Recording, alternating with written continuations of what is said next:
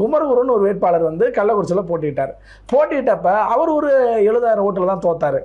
அப்போ அந்த 70,000 ஓட்டு இவங்களுடைய ஓட்டு ஒரு 77,000 ஓட்டு இருந்துச்சு, நாம் தமிழரோட ஓட்டு. அப்போ நான் ஜனநாயக நாட்டில் யார் வேணாலும் போட்டியிடலாம், அதெல்லாம் நம்ம இல்லைன்னு சொல்லலை.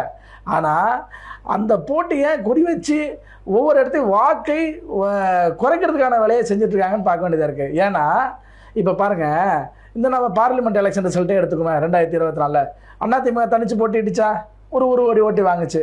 பிஜேபி அணி தனியாக போட்டிடுச்சா, அது ஒரு 79 லட்சம் ஓட்டு வாங்குச்சு. 79 லட்சம் ஓட்டுன்னா பாமக ஒரு 20 லட்சம் ஓட்டு, அங்கேருந்து ஓபிஎஸ் ஒரு 3 லட்சம் ஓட்டு, டிடிவி தினகரன் ஒரு 3 லட்சம் ஓட்டு, இப்படின்னு எல்லாத்தையும் சேர்த்து 79 லட்சம் ஓட்டு வாங்குச்சு. அதுபோல் நாம் தமிழர் கட்சியும் தனியாக போட்டிக்கிட்டு அது ஒரு 35 லட்சம் ஓட்டுச்சு. அப்போ எதிரியெல்லாம் எல்லாம் சேர்ந்து நின்றுருந்தா என்ன இருக்கும், திமுக தோற்றுருக்கும். திமுக மொத்தமாக வாங்கின ஓட்டு எவ்வளோ, 2 கோடி ஓட்டு. இவங்க எல்லாம் தனிச்சு வாங்கின ஓட்டு, அதாவது 1 கோடி அதிமுக, 79 லட்சம் பாஜக அணி, சீமான் ஒரு 36 லட்சம். இது எல்லாத்தையும் கூட்டினா 2 கோடி 20 லட்சம் ஓட்டு வருது.